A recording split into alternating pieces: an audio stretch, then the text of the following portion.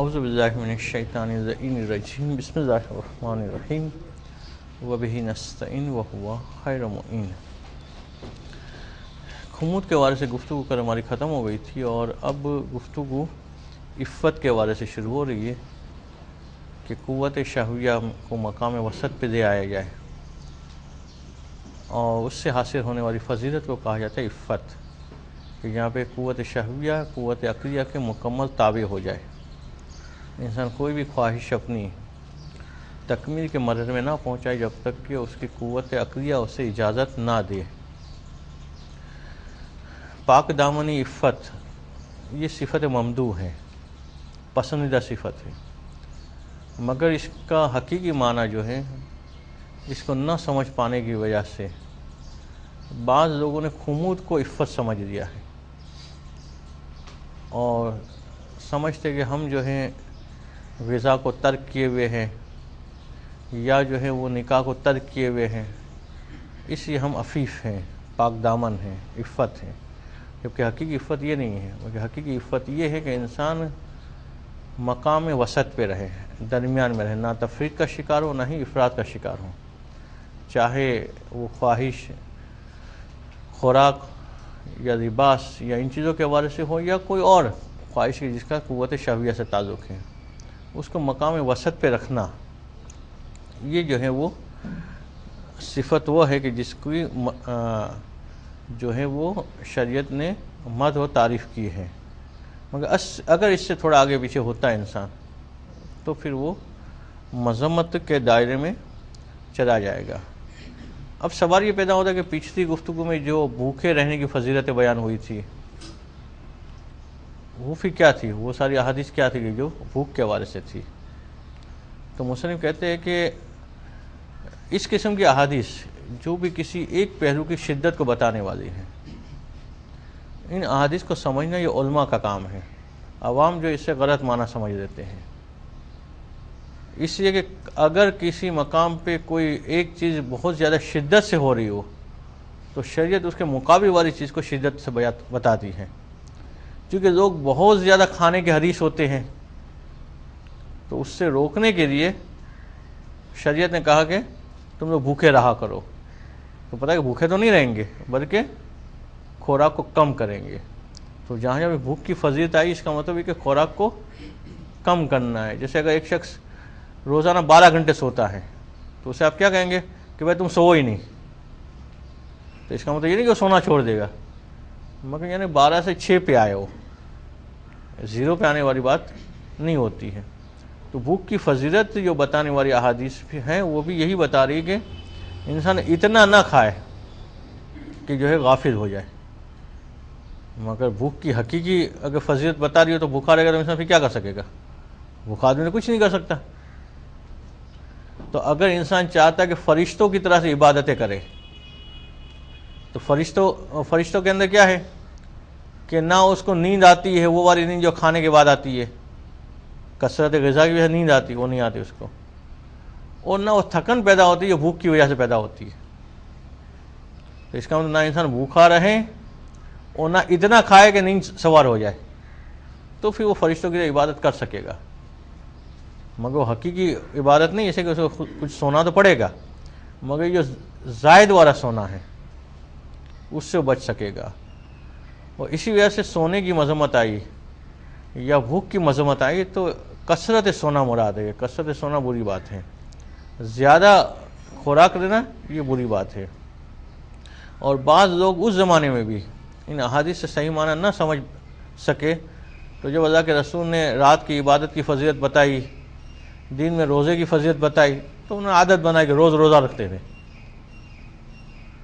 پوری پوری رات عبادت کرتے تھے، تو پھر ان کو روکا گیا، ان کو منع کیا گیا کہ یہ پوری رات جو سوتے رہتے اس کے مقابلے میں کہا گیا کہ رات کو عبادت کرو، اس کا مطلب یہ نہیں کہ رات کو سونا چھوڑ دے انسان، اور یہ جو مثلا روز مسلسل خوراک لیا جاتا تھا اس کے مقابلے میں کہا گیا کہ روزہ رکھے، اس کا مطلب یہ نہیں کہ روز غذا چھوڑ کے ہمیشہ کے لیے روزے دار بن جائے۔ اور اس کے بعد پھر مسلم اس بات کو واضح کریں گے کہ خوراک میں انسان کو کتنا لینا چاہیے اور دن میں کتنے وقت دینا چاہیے، جیسے کہ ہمارے یہاں تو رواج بنا ہوا ہے کہ 3 دفعہ تو آفیشلی کھاتے ہیں اور اس کے علاوہ کئی دفعہ آن آفیشلی کھا دیتے ہیں. حقیقت میں غذا جو ہے وہ کتنی دفعہ لینی چاہیے تو اس کی بحث شاید آج نہ آ پائے، مگر مختصر یہ کہ زیادہ سے زیادہ 24 گھنٹے میں 1 دفعہ، اور اس سے بھی زیادہ ہو جائے تو 2 دفعہ. ورنہ تو یہ کہ اگر ضرورت نہیں ہے تو 24 گھنٹے بھی نہ لے. ظاہر سی بات ہے کہ یہ شدت بتائی جا رہی ہے تاکہ کمی کی جائے، یہ مقصد نہیں کہ 24 گھنٹے بھوکھا رہیں، مگر 1 دفعہ غذا رہے. اور وہ بھی وقت کون سا بیان کیا جا رہا ہے کہ نماز شب کے بعد اور نماز فجر سے پہلے، جہاں تو پھر روٹین میں ہے ہی نہیں کسی کے، یعنی سحری کا وقت کہ سحری کو غذا دی جائے. اور بعض روایات سے یہ ظاہر ہوتا ہے کہ 2 وقت، ایک سحری کے وقت اور ایک عشاء کے وقت، 2 وقت جو ہے وہ انسان غذا دینے کا رکھے تو یہ اس کے لیے وہ سارے فائدے اسے حاصل ہوں گے جو کم خوری کی وجہ سے بیان کیے گئے ہیں. اگر کوئی ڈائٹنگ کرنا چاہتا ہے تو یہ طریقہ اپنا سکتا ہے، وہ خود بخود ہی اس کا بدن کم ہو جائے گا جب اس کی یہ عادت ہو جائے گی کہ اس ٹائم پہ اٹھا کرے روزانہ. تو خیر اس بحث تک تو شاید آج نہ پہنچے، مگر پہلے عفت کی گفتگو کو دیکھتے ہیں. بسم اللہ الرحمن الرحیم. وصل العفت قد عرفت ان ضد الجنسین العفت.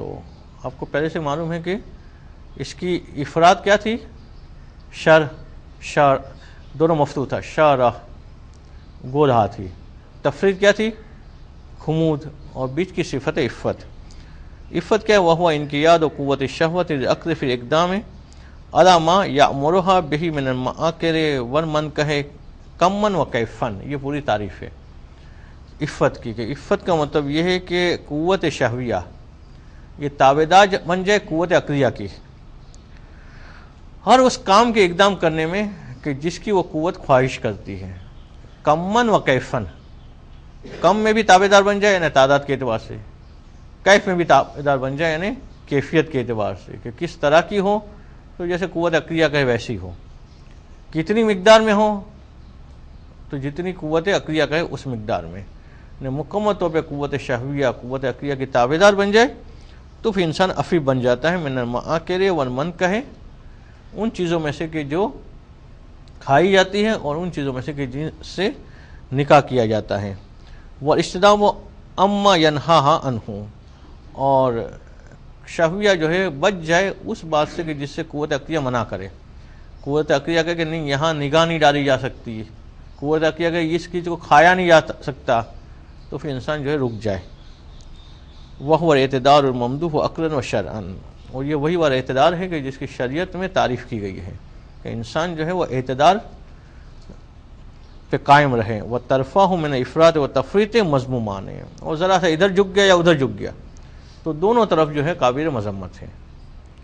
افراد کا شکار ہوا تب بھی برا، تفرید کا شکار ہوا تب بھی برا. کہ فَإِنَّ الْمَطْلُوبَ فِي جَمِيعِ الْأَخْلَاقِ وَالْأَحْوَالِ هُوَ الْوَسَطُ، کہ تمام اخلاق میں تمام اچھی چیزوں میں وسط جو ہے اس کو پسند کیا گیا ہے کہ انسان جو ہے وہ بیچ کے مقام پہ رہیں. کیوں؟ اسے کا کل قانون ہے کہ اذ خیر الامور اوساطها، کہ تمام امور میں سب سے بہترین چیز کیا ہے؟ اوساط، درمیانی والا حصہ. یعنی اگر کسی چیز کے بارے میں انسان کو پتہ نہ ہو تب بھی وہ بیچ والے راستے کو اپنا رہے تو وہ کامیابی حاصل کر لے گا.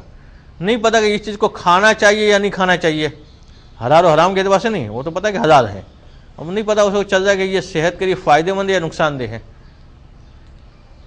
اور وہ حلال شے ہے تو اس کے وسط کو پکڑ لے کہ نہ کثرت سے کھائے نہ کثرت سے ترک کرے اس کو. یہ تمام اشیاء میں ہوگا. ہر چیز کی کثرت بھی نقصان پہنچاتی ہے اور قلت بھی نقصان پہنچاتی ہے. وَكِذَا طَرَفَيْهَا ذَمِيمٌ، اور اگر دونوں طرف ادھر جھک گیا یا ادھر جھک گیا تو یہ ذمیم ہو جائے گا. تو فَلَا تَظُنَّنَّ مِمَّا وَرَدَ فِي فَضِيلَةِ الْجَوْعِ إِنَّ الْإِفْرَاطَ فِيهِ مَمْدُوحٌ. تو کوئی گمان یہ نہ کرے آپ میں سے کہ جو بھوک کی اتنی فضیلت آئی تھی تو اس کا مطلب یہ کہ بھوکے رہنا کوئی فضیلت ہے کہ انسان کہے کہ اب سے میں بھوکا ہی رہوں گا. یہ تو فقط اس لیے تھا کہ مثلا جو ہے چونکہ لوگ زیادہ کھاتے ہیں تو شریعت نے دوسرے پہلو کو واضح کیا کہ فَإِنَّ الْأَمْرَ لَيْسَ كَذَلِكَ. صورت ایسی نہیں ہے کہ بھوکے رہنا کوئی اچھی چیز ہے، بل من اسرار حکمت شریعت، بلکہ یہ تو شریعت کی حکمت کے رازوں میں سے ہیں کہ ان کل ما یطلب الطبع فیہ طرف افراط بالغ الشرع فی المنع عنہ علی وجہ یتوہم الجاہر منہ ان المطلوب طرف التفریط، کہ جب انسان کسی چیز کی طرف زیادہ مائل ہوتا ہے تو شریعت جو ہے اس کے مقابل والی چیز کو بتانے میں مبارکہ سے کام لیتی ہے، تو جاہل سمجھتا ہے کہ شریعت وہ چیز چاہ رہی ہے کیونکہ وہ چیز نہیں چاہیے آ رہی ہوتی۔ مثلا کہ دنیا پرست لوگ زیادہ ہیں، دنیا کے حریص زیادہ ہیں، تو شریعت نے دنیا کی مذمت کی، تو جاہل سمجھ بیٹھتا کہ دنیا کو ترک کرنے کا کہا ہے، شریعت نے ترک کرنے کا نہیں کہا ہے دنیا کو، یعنی دنیا کے بندے بننے کا منع کیا ہے۔ مگر والعالم یدرک ان المقصود هو الوسط، مگر عالم جان لیتا ہے کہ مقصد یہ کہ بیچ کی چیز کو حاصل کرنا ہے۔ دنیا کو ترک کرنے کا مطلب یہ نہیں کہ انسان جو ہے وہ ساری ذمہ داری سے بے نیاز ہو کے کونے میں بیٹھ کے عبادتوں میں لگ جائے، کہ فإن الطبع اذا طلب غایۃ الشبع فالشرع ينبغي ان يطلب غایۃ الجوع، اس لیے کہ جب طبیعت زیادہ کھانے کا تقاضا کرتی ہے تو پھر شریعت کیا تاکید کرتی ہے کہ بھوکے رہو، اور پتہ ہے بھوکا تو نہیں رہے گا، غذا جو ہے کم کرے گا۔ جیسے عام طور پہ جن لوگوں کی شادی میں جانے کے بعد طبیعت خراب ہو جاتی ہے، جیسے کہ شادی میں عام طور پہ لوگ زیادہ کھا کے آتے ہیں، تو گھر والوں کو پتا ہوتا ہے کہ اس کی طبیعت خراب ہو جائے گی تو کیا بولتے ہیں کہ وہاں جانا مگر کھانا نہیں، پتہ ہے کہ کھائے گا تو صحیح، رکے گا تو نہیں، پھر بھی مجھے پوری منع کیا کہ کھانے کا منع ہی کیا تو پتہ ہے کہ تھوڑا کم کھا کے آئے گا۔ تو اب شریعت کو پتہ ہے کہ انسان جو ہے کھانے میں قابو میں نہیں رہتا ہے، خاص طور پہ اس کی پسندیدہ ڈش ہو تو پھر شریعت نے بھوک کی فضیلت بتائی تاکہ بیچ میں آ کے رکے، کہ نہ بالکل کھانا چھوڑ دے اور نہ اتنا کھائے کہ زیادہ کھانا اس کے لیے مصیبت بن جائے، کہ حتی یکون الطبع باعثا والشرع مانعا، کہ طبیعت مانگ رہی ہے شریعت روک رہی ہے تو بیچ میں آ کے رکے گا، تو فیتقاومان ویحصل الاعتدال، تو دونوں کا مقابلہ ایک دوسرے کے سامنے ہوگا، طبیعت کہہ رہی ہے کھاؤ، شریعت کہہ رہی ہے نہیں کھاؤ، تو بیچ میں آ کے رکے گا کہ جو زیادہ نہیں کھائے گا۔ ولما بالغ النبی صلی اللہ علیہ وآلہ وسلم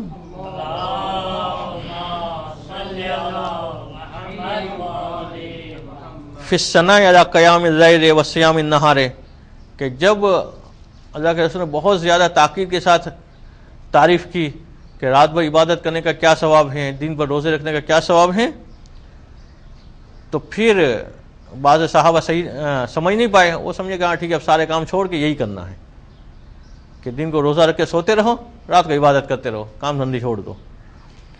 ثم علم من حال بعضهم، پھر اللہ کے رسول کو پتہ چلا کہ بعض لوگوں نے کیا کام شروع کر دیا ہے، کہ انہم یقوموا اللیل کلہ ویصوموا الدہر کلہ، کہ وہ تو ہر رات کو عبادتیں کرتے، دن بھر روزہ رکھتے ہیں، 20 بچے بھوکے مر رہے، کہ بھائی ہم تو بس اس فضیلت کو حاصل کرنے میں لگے ہوئے، تو فنہا عنہ، تو اللہ کے رسول نے ان کو روکا اس سے، کہ اس کا یہ مطلب نہیں ہے کہ انسان جو کام دھندے چھوڑ کے دن میں روزہ رکھ کے سوتا رہے اور رات کو عبادتیں کرتا رہے۔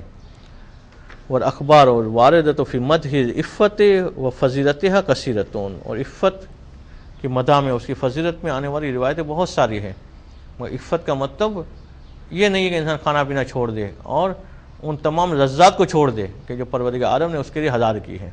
اگر یہ لذات پروردگار عالم کو ناپسندیدہ ہوتی تو پھر پروردگار اس کو خلق ہی نہیں کرتا، پروردگار نے خلق کیے تاکہ لوگ جو حلال لذتوں کو حاصل کرے اور حرام سے اپنے کو بچائے، اسی کہ حرام لذت سے بچنا انسان کے اسی وقت آسان ہوتا ہے کہ جب اس کے لیے حلال لذت کا حصول ممکن ہو، اگر حلال لذت کا حصول ممکن نہ ہو تو پھر حرام سے بچنا بھی مشکل ہو جاتا ہے۔ قال امیر المومنین علیہ الصلوۃ والسلام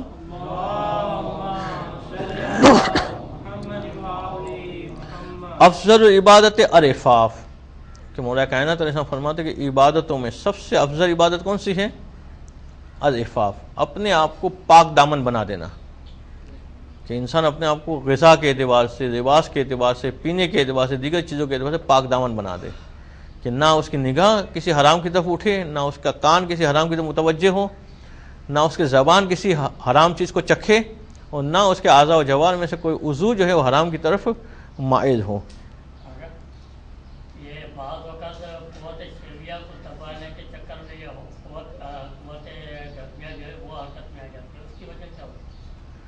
قوت غضبیہ اسی حرکت میں آ رہی ہے کہ قوت عقلیہ سپورٹ ہے کہ شہویہ کو دبا رہی ہے، تو اچھی چیز ہے۔ جیسے کہ قوت عقلیہ کو جو کام کرنا ہے وہ انہی قوتوں کے ذریعے سے رہے گی، تو ہو سکتا ہے کہ بعض اوقات قوت شہویہ کی کسی خواہش کو دبانے کے لیے عقل قوت غضبیہ کو آگے بڑھائے، ہو سکے اس کو غصہ کر کے اس کو روک دو، تو وہ غصہ آنا اچھی بات ہے۔ اگر حرام کی جب نگاہ اٹھ رہی ہے اور انسان کو اپنے آپ پہ غصہ آ رہا ہے تو یہ اچھی چیز ہے۔ اس کا مطلب کہ قوت عقلیہ نے قوت غضبیہ کو آگے بڑھایا ہے کہ یہ میری تو نہیں سن رہا ہے، تو اس کو روک، تو وہ غصہ آنا اچھی بات ہے۔ اگر حرام کی جب مائر ہوتے ہو کہ اپنے آپ پہ غصہ آئے تو۔ وقال الباقر علیہ الصلوۃ والسلام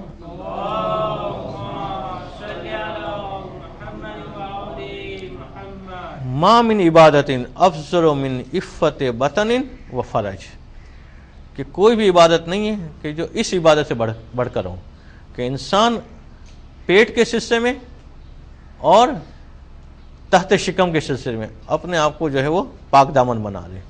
سب سے بڑی عبادت یہ ہے کہ انسان کے پیٹ میں کوئی غلط غذا نہ جائے، کوئی حرام غذا نہ جائے، تو اپنے آپ کو ان دو چیزوں کے حوالے سے پاک دامن بنا لے، اس سے بڑھ کر جو ہے کوئی عبادت نہیں ہے۔ وقال علیہ السلام ما عبد اللہ بشیء افضل من عفت بطن و فرج، اسی طرح ایک اور حدیث کہ اللہ کی بندگی نہیں کی جا سکتی کسی شے کے ذریعے سے اس سے بڑھ کر، کس سے بڑھ کر کہ انسان اپنے شکم کو، تحت شکم کو کے ذریعے سے عفت حاصل کر لے، کہ اس میں عفیف ہو جائے، وہ اس میں گناہ سے اپنے آپ کو محفوظ کر دے۔ اگر عبادتیں کرتا رہے، نماز بھی ہو، روزے وہ ساتھ میں گناہ بھی چل رہے ہوں، تو وہ پسندیدہ شے نہیں ہے۔ ایک اور حدیث کے ای الاجتہاد افضل من عفت بطن و فرج، معصوم خود ہی سوال کر رہے ہیں کہ بطن اور فرج کی عفت سے بڑھ کے کون سی کوشش ہے؟ انسان جو کوشش کر سکتا ہے وہ سب سے اہم کوشش یہی ہے کہ وہ اس کوشش میں لگا رہے کہ اس کے پیٹ میں کوئی حرام پہنچ نہ پائے اور اس کے اعضاء و جوارح سے کوئی حرام کام ہونے نہ پائے۔ وَإِذَا عَرَفْتَ هَذَا فَاعْلَمْ أَنَّ الْاعْتِدَالَ فِي الْأَكْلِ أَنْ يَأْكُلَ بِحَيْثُ لَا يَحِسُّ بِسَقْرِ الْمَعْدَةِ وَلَا بِأَلَمِ الْجَوْعِ، جب آپ نے معلوم کر لیا تو اب آپ اپنی عادت یہ بنا لیں کہ کھانے میں اتنا نہ کھائے کہ جس وجہ سے پیٹ بھاری ہو جائے، وہ اتنا نہ چھوڑ دے کہ بھوک کی وجہ سے تکلیف ہو۔ دونوں چیزوں کا خیال کرنا ہے کہ پیٹ کو بالکل خالی نہیں رکھنا ہے۔ ایک تو وہ کیفیت ہوتی ہے، ماہ رمضان میں دونوں کیفیت سمجھنے والی ہوتی ہے۔ وہ سحری میں بالکل ٹنکی فل کی ہوتی ہے خوراک و پانی سے کہ نماز فجر پڑھنا مشکل ہو جاتی ہے اور مغرب پڑھنا مشکل ہو جاتی ہے۔ جو لوگ چاہ رہے تھے کہ مغرب پڑھ کے جو ہے وہ افطار کرے، اس لیے اس وقت جو ہے وہ پورا پیٹ بھرا ہوتا ہے، اس وقت جو ہے پورا پیٹ خالی ہوتا ہے، تو نہ وہ والی کیفیت ہو نہ یہ والی کیفیت ہو۔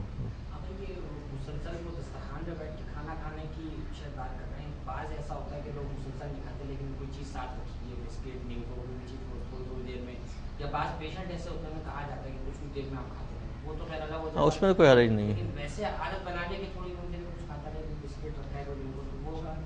اگر وہ اس لیے کھاتا رہتا ہے کہ اگر وہ نہ کھائے تو اس کا جو ہے وہ اس کے اخلاق پہ اثر پڑتا ہے۔ بعض لوگوں کو یہ ہوتا ہے کہ جیسے ہی بھوک لگ جاتی ہے اس کا اخلاق بگڑ جاتا ہے، تو وہ اس لیے غذا رکھ رہا ہے کہ مثلا کہ خوراک پیٹ میں جائے گا تو وہ اخلاق جو بگڑ رہا تھا وہ صحیح ہو جائے گا، تو کوئی حرج نہیں ہے۔ مجھے کھا کے عادت بنانا، سپاریاں ڈالتے رہنا منہ میں یا اس کی، وہ تو پسندیدہ چیز نہیں ہے۔ جو عام طور پہ بہت زیادہ بری عادت نہیں کہی جاتی مگر پھر بھی اس کو بری عادت تو کہا جاتا ہے کہ جو ہے وہ کلاس میں کھانا تو اور کبھی ہو جائے گا، کلاس سے ہٹ کے ویسے بھی انسان جو ہے وہ سپاری چباتا رہے یا اس قسم کی چیز یہ اچھی نہیں، اور سپاری کوئی خاص فائدہ بھی نہیں ہے، فائدہ ہو تو نہیں پتہ، اتنا فائدہ سنا ہے کہ خون کو پتلا کرتی ہے سپاری، اور جو چاہتے ہیں کہ اپنے خون پتلا کرے اس کے لیے شاید مفید ہو۔ جیسے گوشت کو گلانے میں بھی یوز ہوتی ہے سپاری، تو کسی کا گوشت جو ہے وہ سخت ہو گیا ہو تو وہ نرم کرنے کے لیے سپاری یوز کرے، الگ بات ہے کہ گوشت جو ہے گل جائے۔ سونف کے فائدے ہیں مگر وہ بھی چلتے پھرتے کھانا تو اتنا اچھا نہیں ہے، کھانے کے بعد تھوڑی سونف وغیرہ کھا لیں، اس کے فائدے ہیں، ہاضمے میں بھی مدد دیتی ہے۔ جی ہاضمے میں مدد دیتی ہے، منہ سے خوشبو آتی ہے، منہ سے جو غذا بعض وقت پھنسی رہتی ہے اور صحیح سے برش نہ کر پایا ہو انسان تو منہ سے بو آ جاتی ہے، تو بو کو دبا دیتی ہے، یہ بھی ایک فائدہ ہے، ورنہ کسی آپ کلام کرنے جائیں گے تو منہ سے بو آ رہی ہوگی۔ جن لوگوں نے یہ عادت بنائی ہے کہ صبح اور شام 2 ہی دفعہ برش کرنا ہے، وہ پھر ہر وقت نہیں کرتے ہیں، تو پھر غذا کے بعد جو ہے وہ پرابلم رہتا ہے، ورنہ کوئی صبح اور شام کا فکس نہیں ہے، جبکہ انسان کو یہ محسوس ہو کہ خاص طور ان لوگوں کو جن کے دانت میں جو ہے وہ گیپ زیادہ ہیں، اس میں غذا پھنسی رہنے کے چانس زیادہ ہوتے ہیں، جن کے دانت ملے ہوئے ہوتے ہیں اس میں کم چانس ہوتا ہے، تو ان کو تو ہر کھانے کے بعد اگر برش نہیں تو صحیح سے کلی تو کرنی پڑے گی، ورنہ جو منہ سے پھر بو آتی رہے گی۔ وہ عام طور پر اس غذا کی آتی ہے، تازی غذا کی نہیں آتی ہے، کہ کھانے کے بعد 4-5 گھنٹے تک جو ہے وہ اگر کلی نہ کی ہو انسان نے یا برش نہ کیا ہو تو پھر جو ہے بو آنا شروع ہوتی ہے۔ تو سونف پیار اس کے لیے بھی یوز ہوتی ہے کہ منہ کی بو کو جو ہے وہ ختم کیا جائے۔ تو مسلم کہتے ہیں نہ اتنا کھائے کہ پیٹ بھاری ہو جائے اور نہ اتنا کم کھائے کہ بھوک کی وجہ سے تکلیف محسوس ہونے لگے۔ بر ینسی بطنہ فلا یؤثر فیہ اصلا، ایسا نہ ہو کہ اپنے پیٹ کو بھول ہی جائے کہ کھانا یاد ہی نہ رہے، یہ بھی اس کی نقصان دہ کہ فإن المقصود من الاکل بقاء الحیات و قوت عبادت ہے، کھاتے کو یہ ذہن میں رکھے کہ کھا کیوں رہا ہے، تو کھانے کا مقصد ہے بدن کو باقی رکھنا اور عبادت کے لیے قوت حاصل کرنا۔ اگر اس ارادے سے کھائے گا تو وہ جو ہے لمٹ میں ہی کھائے گا، مگر کھانے کے اس ارادے سے کھائے گا کہ یہ سامنے جتنا پڑا ہے ختم مجھے ہی کرنا ہے، باقی کسی کے لیے چھوڑنا ہی نہیں ہے، یا اس طرح سے کھانا کہ اب زندگی کا آخری کھانا کھا رہا ہوں کہ اب باقی اس میں بچنے نہ پائے کچھ، تو پھر وہ سارے پرابلم پیش آتے ہیں جو زیادہ کھانے کے بعد بعض لوگوں کو پیش آنے لگتے ہیں۔ وہ سکر الطعام یمنع العبادت، اور انسان جب زیادہ کھا لیتا ہے تو وہ عبادت میں رکاوٹ بن جاتی ہے۔ وہ عدم الجوع ایضاً یشغل القلب، اور اگر بھوکا رہے تب بھی جو ہے انسان کا دل عبادت نہیں رکھتا ہے، بھوکے پیٹ بھی عبادت نہیں ہوتی اور زیادہ کھانے کے بعد بھی نہیں ہوتی ہے۔ تو فالمقصود ان یاکل اکلا معتدلا بحیث لا یبقى للاکل فیہ اثر، تو مقصد یہ کہ اتنا کھائے کہ جس کو اعتدال کے اعتبار سے صحیح کرا دیا جائے کہ ہاں اتنا کھانا چاہیے تھا، کہ جس کی وجہ سے نہ بھوک کی وجہ سے پریشانی ہو اور نہ ہی زیادہ غذا کھانے کی وجہ سے پریشانی ہو۔ اس میں یہ کوئی لازمی نہیں کہ انسان جو ہے وقت فکس ہے تو اس کے علاوہ نہ کھائے، ہو سکتا ہے کہ ابھی ایک وقت میں تھوڑا کھا دے، پھر واپس جب غذا بھوک لگی تب دوبارہ کھا لے، اتنا کھائے کہ اس کے اوپر اثر انداز نہ ہو۔ یکون متشبہا بالملائکۃ المقدسین عن سکر الطعام وعدم الجوع، تاکہ وہ کسی لحاظ سے تو ملائکہ سے مشتبہ ہو جائے، فرشتوں سے، کہ نہ ان کا پیٹ اتنا بھاری ہوتا ہے کہ بڑے پیٹ کی وجہ سے نیند آنے لگتی ہے، اور نہ ان کا پیٹ بھوکا ہوتا ہے۔ یہ اور بات ہے کہ ملائکہ کھاتے ہی نہیں ہیں، ان کو بھوک نہیں لگتی، مگر ان کی کیفیت یہ ہوتی ہے کہ نہ ان کو زیادہ کھانے کی وجہ سے نیند والی کیفیت ہوتی ہے اور نہ ہی بھوک کی وجہ سے نیند والی کیفیت ہوتی ہے۔ وَإِلَيْهِ أَشَارَ بِقَوْلِهِ تَعَالَىٰ، اور پروردگار عالم نے بھی اسی بات کے لیے اشارہ کیا ہے کہ وَكُولُوا وَاشْرَبُوا وَلَا تُسْرِفُوا، کہ کھاؤ پیو، پروردگار نے خلق کیا ہے کھانے پینے کے لیے، جو چیزیں اشیاء ہیں کھاؤ پیو مگر اسراف نہ کرو۔ یہ نہیں کہ مثلا جو ہے وہ پلیٹ میں اتنا بھر دیا پتہ نہیں بعد میں ملے گا نہیں ملے گا، یہ شادی بیاہ میں عام طور پہ یہ چیزیں ہوتی ہیں، گھر میں تو انسان جو حساب کتاب سے پلیٹ میں نکالتا ہے مگر وہاں اتنا بھر دیتے کہ پتہ نہیں واپس ملے گا نہیں ملے گا، اور پھر آدھا چھوڑ دیتا ہے، تو یہ اسراف کے اس میں چلا جائے گا، ضائع کرنے کے اوپر، کہ انسان کھائے پیے مگر ضائع نہ کرے۔ اور یہ ہوتا باہر ضائع کرنا، کچھ ہوتا ہے انسان جو اپنے اندر ضائع کرتا ہے، اسے اس کو ضرورت تھی 10 لقمے کی، اب وہ 11واں کھا رہا ہے تو ضائع کر رہا ہے، اس کو فائدہ نہیں دے گا، وہ اسے نقصان ہی پہنچائے گا۔ تو یہ باہر بھی ضائع ہوتا ہے اور اندر بھی ضائع ہوتا ہے، اس کے وجہ انسان ضرورت کے اعتبار سے دے اور اسی سے اپنے پیٹ کو بھرے۔ وَهَذَا يَخْتَلِفُ بِالنِّسْبَةِ لِلْأَشْخَاصِ وَالْأَحْوَالِ وَالْأَغْذِيَّةِ۔ اب اس پیراگراف میں ایک بات بتا رہے ہیں، اس کو ہم مفہوماً سمجھا دیتے ہیں، اور پھر جو ہے آخر میں حدیث لے کے یہ ٹاپک عفت والا ختم ہو جائے گا۔ کہتے اس کے اندر کوئی قانون کلی نہیں بنا سکتے کہ کس آدمی کو کتنا کھانا چاہیے، اس میں آدمی کے اعتبار سے فرق ہو سکتا ہے، جگہ کے اعتبار سے فرق ہو سکتا ہے، زمانے کے اعتبار سے فرق ہو سکتا ہے، عمر کے اعتبار سے فرق ہوتا ہے، بچے کی اور بڑے کی غذا برابر نہیں ہوتی ہے، پھر سردی میں انسان زیادہ کھاتا ہے، گرمی میں کم کھاتا ہے، اس علاقے میں انسان زیادہ کھاتا ہے یہاں کی آب و ہوا اچھی ہو، اس علاقے میں انسان کم غذا کھاتا ہے کہ یہاں آب و ہوا اچھی نہ ہو، اسے کہ آب و ہوا کا بھی اہم کردار ہے انسان کے خوراک کو ہضم کرنے میں۔ اس پہ کوئی قانونی کلی نہیں بنا سکتے. ہو سکتا ہے کہ ایک آدمی جو بڑی عمر کا ہے، مضبوط جسم رکھتا ہے، جوانی کی عمر ہے، اس کی ایک غذا میں جو ہے وہ 100 رقمیں اس کی صحت کے اعتبار سے بالکل بس برابر ہوں، مگر ایسے دوسرے آدمی کے لیے بہت زیادہ غذا بن جائے. تو کوئی قانون کلی جو ہے نہیں بنا سکتے کہ بھائی ہر آدمی کو کتنی روٹی کھانی چاہیے، کتنا سالن کھانا چاہیے. پھر مسلم نے بتایا کہ غذا کے اعتبار سے 2 وقت زیادہ مناسب ہیں، ایک جو ہے وہ نماز فجر سے پہلے کا اور ایک عشاء کا وقت. اور غذا میں جو ہے وہ انسان ہمیشہ جو ہے وہ گندم کی روٹی نہ کھائے، بلکہ ساتھ ساتھ جو ہے وہ کبھی جو کی روٹی بھی کھایا کریں. اس کے جو کے بہت زیادہ فائدے بیان کیے گئے ہیں. اور سالن جو ہے اس کو بھی ساتھ میں رکھیں، مگر زیادہ سالن نہ ہو. سالن جو ہے وہ ایک سالن ہو، اور روٹی میں گندم کی روٹی بھی کھائیں، مگر ساتھ میں جو کبھی کبھار جو کی روٹی بھی ساتھ میں کھایا کریں. اور گوشت کو ہمیشہ اپنی عادت نہ بنا دے اور نہ بالکل اس کو ترک کر دے، اس لیے کہ قال امیر المومنین علیہ الصلوۃ والسلام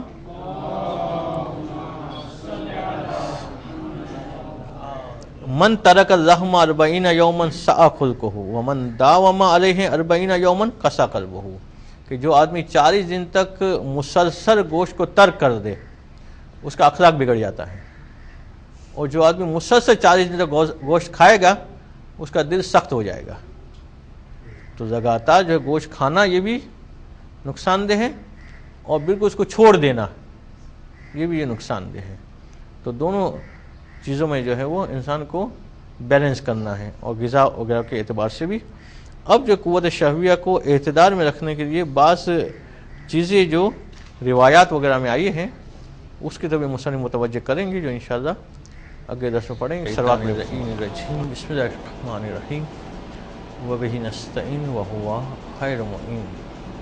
گفتگو ہماری قوت شہویہ کے حوالے سے جاری تھی، اور یہ بیان کیا گیا تھا کہ قوت شہویہ کا افراد بھی نقصان دہ ہے، قوت شہویہ کی تفرید بھی نقصان دہ ہے، اور اصل یہ کہ انسان مقام عفت پہ فائز ہو، عفت کو حاصل کریں، اور افراط و تفرید کا شکار نہ ہو، بلکہ انسان اپنی خواہشات کو قوت عقلیہ کے تابع کریں، اور قوت عقلیہ جس خواہش کو صحیح قرار دے اس کو وہ حاصل کرے، اور قوت عقلیہ جس خواہش سے روک لے اس سے انسان رک جائے. اور اسی اعتبار سے کل خلاصتاً بیان کر دیا تھا کہ قوت شہویہ میں اعتدال پہ انسان کس طرح سے قائم رہ سکتا ہے. اور خوراک کے اعتبار سے بھی بیان کیا گیا تھا کہ انسان کو غذا حاصل کرنے میں میانہ روی سے کس انداز سے کام لینا ہے. اب اسی قوت شہویہ کے ضمن میں مصنف جو ہے وہ دنیا کے حوالے سے گفتگو کر رہے ہیں، اس سے کہ دنیا کی مذمت میں اتنی زیادہ باتیں بیان ہوئی ہیں کہ بعض لوگ یہ سمجھ بیٹھتے ہیں کہ اصل دنیا ہی بری ہے، اور انسان کو دنیا کا کوئی کام ہی نہیں کرنا چاہیے. تو دنیا کی جو مذمت آئی ہے اس سے کون سی دنیا مراد ہے؟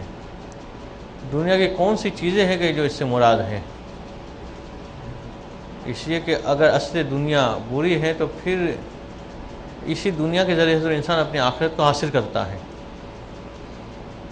تو اب یہ دنیا جو ہے جو اس کی آخرت کو سنوارنے کا ذریعہ ہے، یہ دنیا جو ہے وہ کیسے بری قرار پا سکتی ہے؟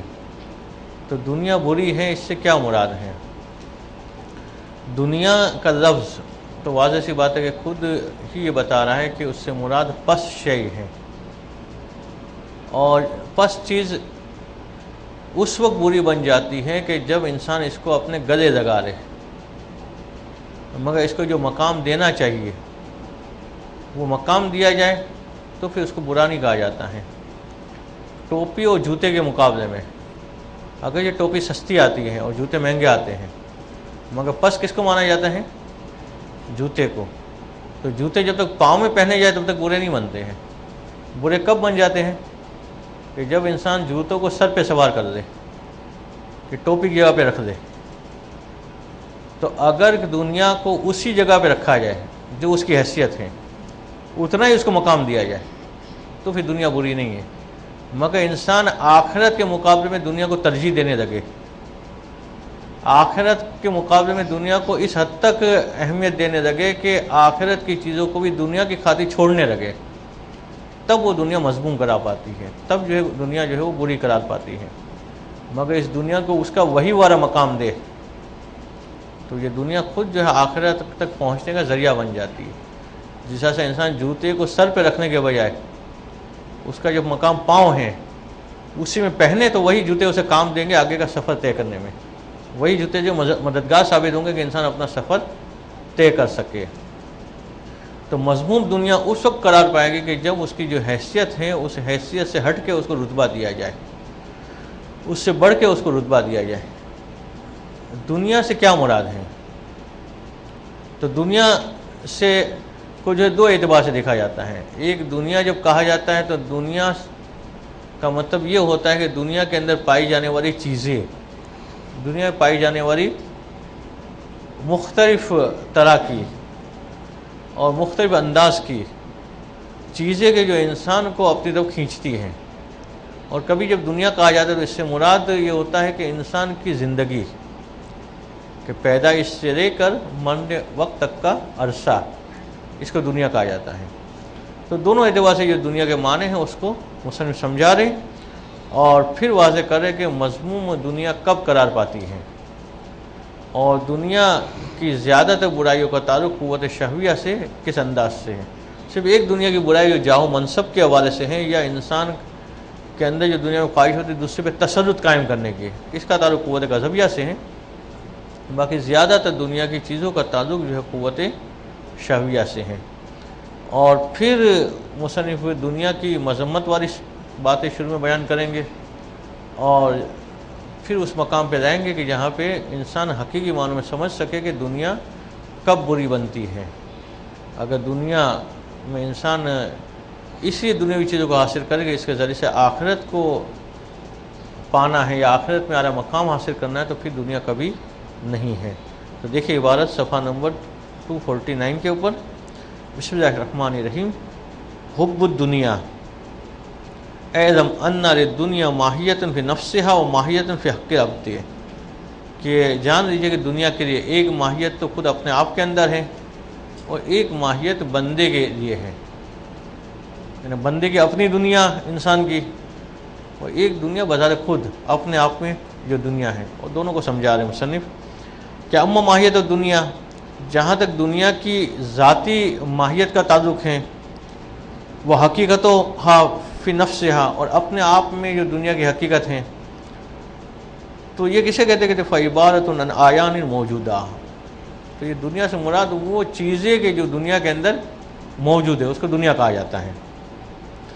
ہی الارض وما علیہا، والارض ہی العقار والضیاء وامثالہما وما علیہا تجمع المعادن والنبات والحیوان، کہ دنیا کے اندر جو اوپر چیزیں پائی جاتی ہیں، ہم جو دیکھتے سامنے زمین، یہ دنیا ہے، اس کے اوپر پائی جانے والی مختلف چیزیں، پہاڑ ہیں، دریا ہیں، درخت ہیں، یہ ساری یہ دنیا ہیں۔ اسی طرح سے زمین کے اندر پائی جانے والی چیزیں، معدنیات، یہ دنیا ہیں۔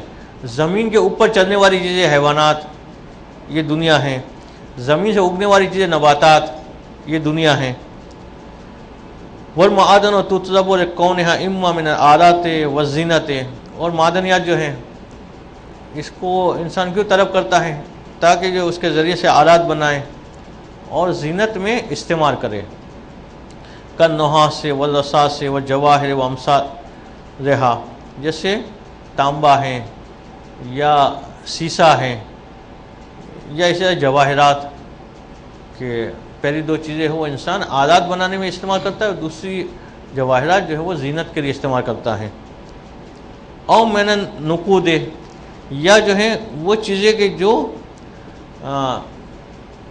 کرنسی میں یوز ہوتی ہے اس زمانے کے اعتبار سے، کالذھب والفضۃ، کہ سونے اور چاندی کے سکے بنائے جاتے ہیں۔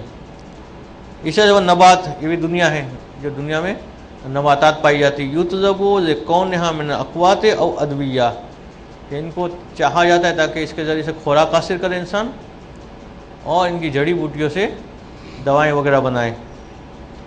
والحیوانات، حیوانات بھی دنیا ہے۔ اب حیوان کا لفظ اردو میں تو زیادہ تر جانوروں کے معنی میں دیا جاتا ہے، مگر اصلی لفظ حیوان کا مطلب ہے حیات رکھنے والی چیز، تو اس کے اندر انسان بھی آ گیا، انسان بھی حیوان ہی ہے، اور اسی طرح سے باقی چیزیں جن کو اردو میں حیوان کہا جاتا ہے، یعنی جانور وغیرہ، وہ بھی حیوانات ہیں۔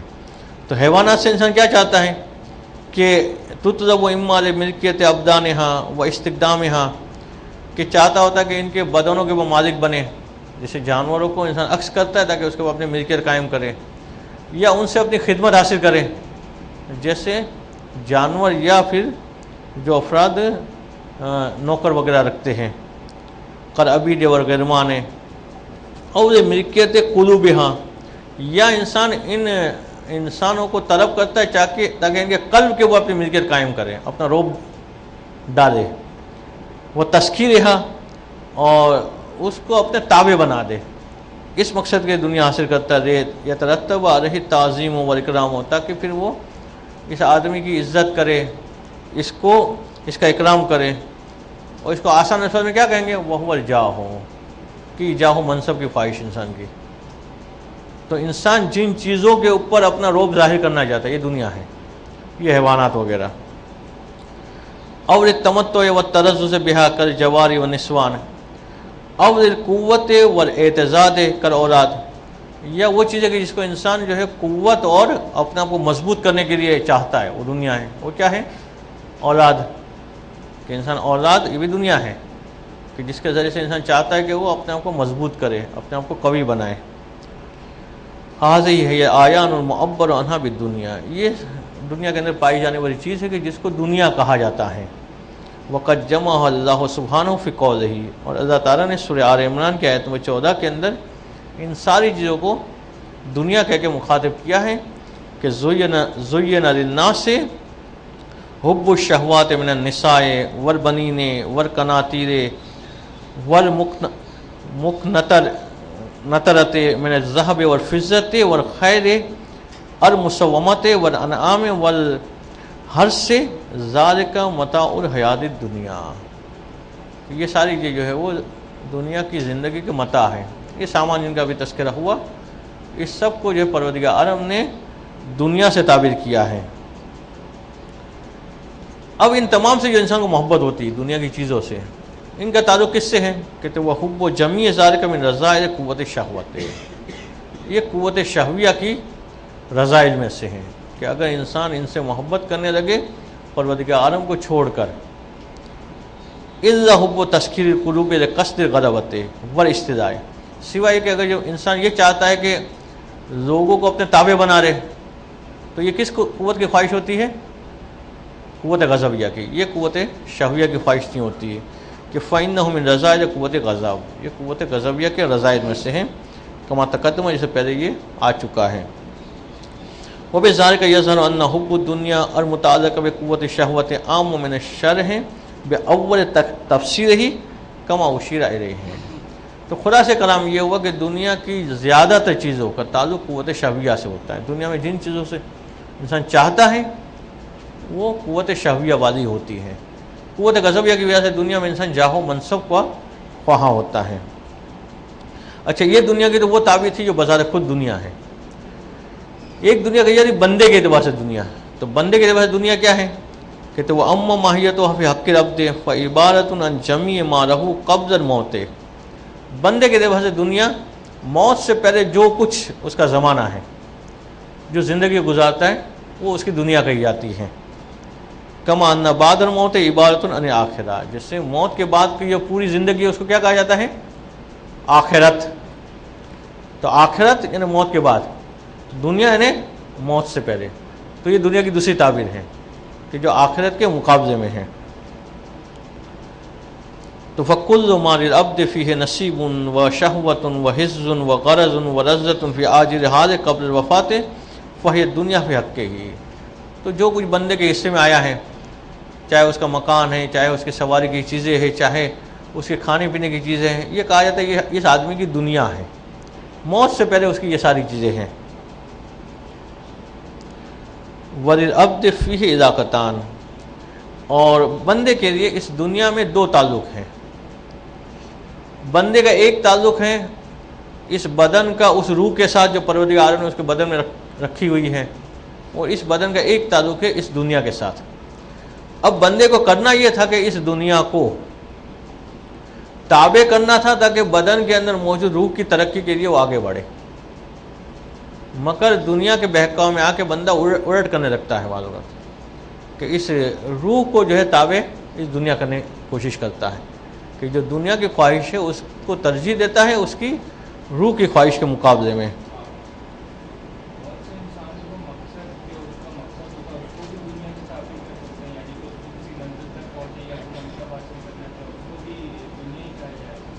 دیکھنا پڑے گا منصب کیوں حاصل کرنا چاہتا ہے۔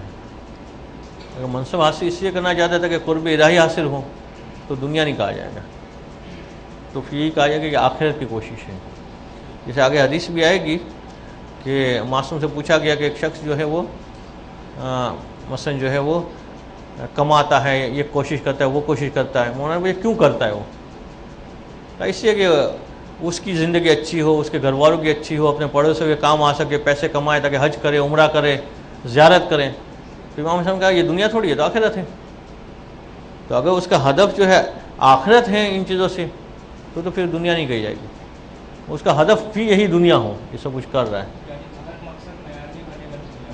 نہیں، ہر مقصد نہیں، دیکھنا پڑے گا مقصد کیا ہے۔ اگر مقصد آخرت والا ہے تو دنیا نہیں کہی جائے گی، تو اس میں محنت کر کے، جیسے آگے آئے گی بہت زیادہ تاکید آ رہی ہے کہ ہر آدمی کے پاس اپنا ایک آمدنی کا ذریعہ ہونا چاہیے، اور اس میں جو ہے وہ خود معصوم علیہ السلام نے اپنی مثالیں بھی دی ہیں کہ ہم نے جو ہے اپنا آمدنی کا ذریعہ بنایا، اس شخص کو بدبخت قرار دیا ہے کہ جو کسی کو کے اوپر بوجھ بن کے جیتا ہے۔ وہ آگے حدیث آ رہی ہے، پتہ نہیں آج آ پاتی نہیں آ پاتی، تو اس میں دیکھنا پڑے گا ہدف کیا ہے اس کا، کیوں مثلا جو ہے کوئی چیز وہ کر رہا ہے۔ مگر یہ بنیادی عبارت ہے، اس کو پہلے لے لیتے ہیں کہ علاقۃ بالقلب وهو حبہ لہ، ایک اس کا تعلق دل سے ہے، اور دوسرا وہ علاقۃ للبدن ہے، اور دوسرا تعلق اس کا بدن سے ہے۔ وهو اشتغالہ باصلاحہ، کہ جس کی اصلاح کی کوشش کرتا ہے۔ اب دنیا سے اس کو دو کام کرنے ہیں، دنیا کے ذریعے سے اس کو اپنی روح کو بھی ترقی دینی ہے، دنیا کے ذریعے سے اس کو اپنے بدن کو بھی ترقی دینی ہے۔ اب غذا دے گا تو کیا ہوگا؟ اس کا بدن ترقی کرے گا، بدن ترقی کرے گا کہ قوت آئے گی۔ یہی غذا دے گا تو وہ اس قابل بھی ہو سکے گا کہ عبادت کر سکے گا، تو اس کی روح ترقی کرے گی۔ تو دنیا کے ذریعے سے اس کو اپنی روح کو بھی ترقی دینی ہے اور اپنے بدن کو بھی ترقی دینی ہے۔ جو دونوں کی طرف متوجہ رہتے ہیں وہ تو کامیاب رہتے ہیں، مگر جن کو صرف اور صرف اپنی توجہ اپنے بدن کی طرف ہوتی، روح کی طرف نہیں ہوتی، وہ پھر بدن کی ترقی کے لیے روح کے نقصان کو بھی برداشت کر دیتے ہیں کہ غذا اچھی کھاؤ، چاہے حلال ہو یا حرام ہو، تاکہ میرا بدن جو ہے مضبوط بنے، چاہے روح کمزوری کیوں نہ ہو جائے۔ یستوفی منہ حظوظہ الا ان جمیع ما لہ الیہ میل ورغبۃ لیس بمذموم۔ یہ ذہن میں واضح رہے کہ انسان جن چیزوں کی رغبت کرتا ہے دنیا میں، وہ ساری چیزیں مذموم نہیں ہیں۔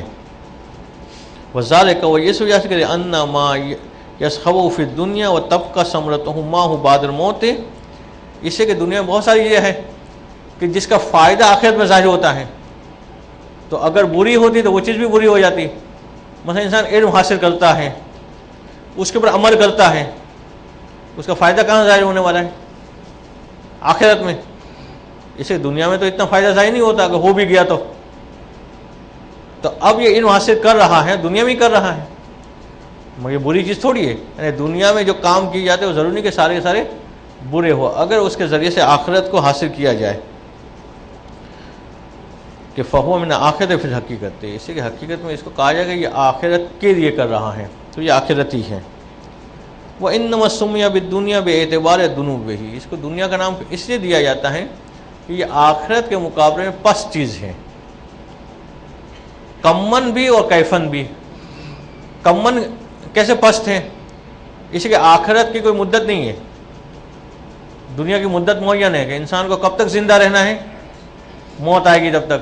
اب ہو سکتا ہے جوانی میں آ جائے، ہو سکتا ہے بڑھاپے میں آئے، کوئی معین نہیں ہے، مگر جتنی بھی مدت ہوگی، مثلا 1000 سال بھی وہ جی لیا، آخرت میں جو اس کو مدت ملنے والی ہے اس کے مقابلے میں یہ انتہائی پست مدت ہے، تو کم کے اعتبار سے بھی پست ہے، اور کیف کے اعتبار سے دنیا میں جتنی بھی لذات ہیں آخرت کی لذات کے مقابلے میں کیا ہے؟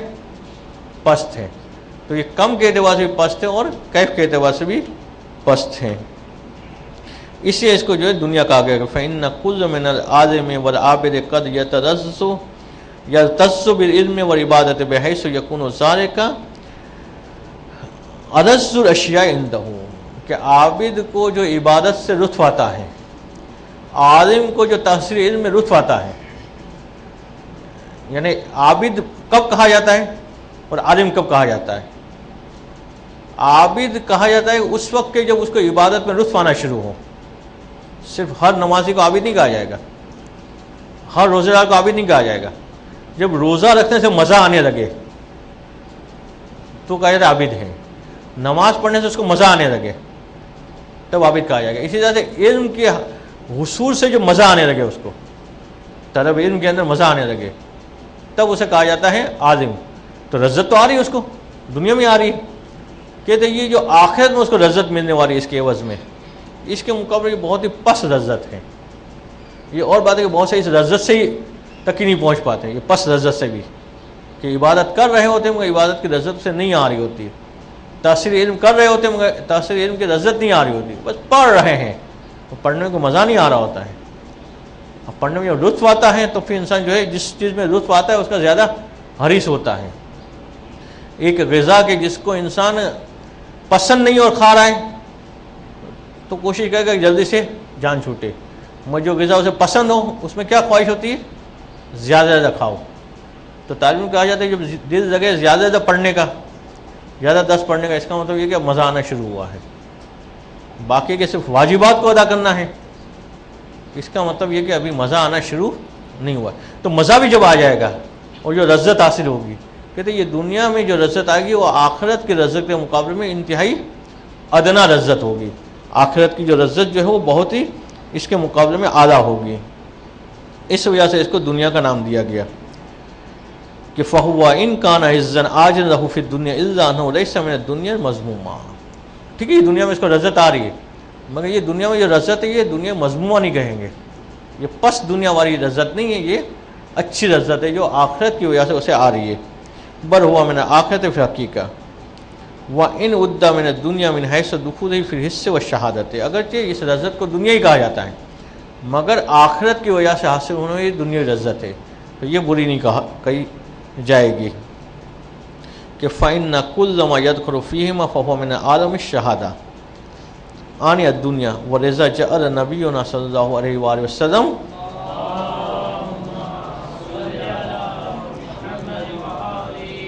الصلاۃ من الدنیا.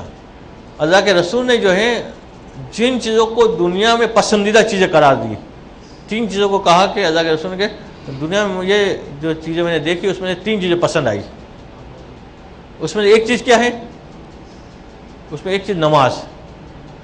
تو نماز دنیاوی چیز قرار دی اللہ کے رسول نے.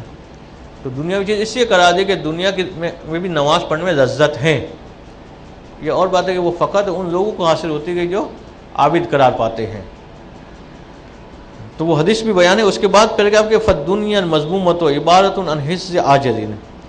دنیا مذمومہ وہ ہے کہ جو انسان چاہتا ہے کہ جلدی سے اسے یہیں پہ سب کچھ لذت مل جائے، آخرت کی لذت وہاں پہ اس کا کوئی ہدف ہی نہ ہو. کہ لا یکن من اعمار آخرت ولا وسیلۃ الیہ، کہ نہ اس نے اعمار آخرت میں سے کچھ کیا ہو اور نہ ہی اس کے لیے کوئی ذریعہ بنایا ہو. وما هو الا التلذذ بالمعاصی والتنعم بالمباحات الزائدۃ عن قدر ضرورت فی تحصیل علم والعمل. دو قسم کی چیزیں ہیں کہ جس کی لذت فقط دنیا کے تک محدود ہے، آخرت میں اس کا جی باقی دو چیزیں لکھی ہوئی ہے. ایک جو نساء ہیں، ایک خوشبو ہے اور تیسری کی نماز ہے. ٹھیک ہے، ایک صلوات پڑھیں وہاں.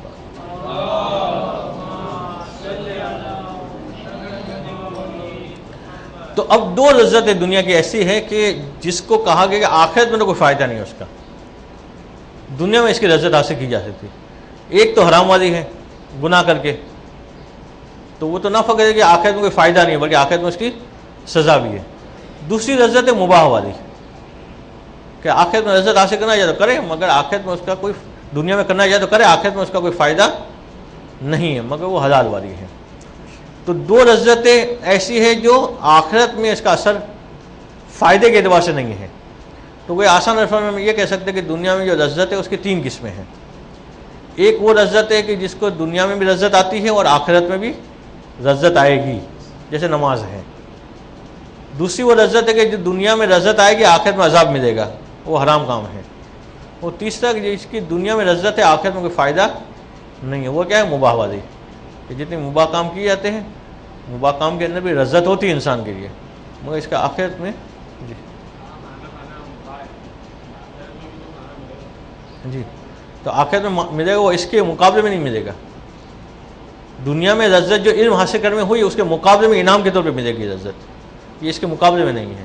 وہ ایک مستقل جو ہے وہ غذا ہے آخرت میں. البتہ خود دنیا میں کھانا کھانا مباح ہے، اس میں اگر وہ استحباب نکال دے تو فائدہ اس کا ہو جائے گا. کہ انسان کھانا کھاتے کو نیت کرے کہ میں کھانا اس لیے کھا رہا ہوں تاکہ اس کے ذریعے قوت حاصل ہو اور ایک درس زیادہ پڑھوں میں مثلا، یا مثلا ایک نماز زیادہ پڑھ لوں میں، یا اطاعت والے کام میں زیادہ کر دوں، نیت میں شامل کر دے تو اب یہ کھانا کھانا بھی اس کے لیے ثواب کا باعث بن جائے گا. جو پہلے مباح تھا یہ جو ہے وہ فائدہ مند ہو جائے گا، تو پھر اس کا آخرت میں فائدہ ظاہر ہوگا. تو اس طرح سے کہا جاتا ہے کہ بعض علماء کا طریقہ یہ تھا کہ وہ اپنے سارے مباح کام کو مستحب بنا دیتے تھے، کسی نے کوئی نہ کوئی جہد نکال کے، تو پھر مباح کام کوئی بچا ہی نہیں تھا ان کے لیے. تو انسان جہد نکال سکتا ہے. اور مثلا کسی کو دیکھنا ہے تب بھی انسان کہے کہ مومن کے چہرے کو دیکھنا اچھی بات ہے، اس میں دیکھ رہا ہوں، تو وہ جو مباح کام ہے. جی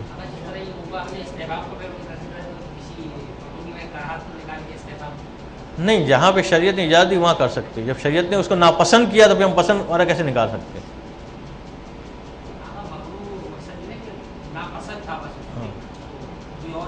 تو وہ شریعت ہی کہے گی کہ پسندیدہ ہے تو بن سکتا ہے. ایک تو عموم مباح کام میں تو عموم آ گیا نا کہ آپ اس میں کوئی ایسا پہلو نکال دیں تو مثلا جو ہے وہ ثواب کا باعث بن سکتا ہے. اور بتائیے مستقل مستحب نہیں کہہ رہے ہیں ہم، کہہ رہے ثواب کا باعث بن سکتا ہے. ہو سکتا ہے مستقل طور پہ وہ مستحب نہ بنے وہ. اب وہ چند احادیث جو ہیں وہ ساری تو نہیں آ سکے گی، دو چار حدیثیں کہ وہ اما قدر الضرورت من الرزق کے، رزق کے اعتبار سے جو رزق کماتا ہے یہ کیا دنیا ہے، انسان جو روزی کماتا ہے، کہتے فتحصیلہ من اعمال الصالحہ، یہ تو نیک کاموں میں سے ہے.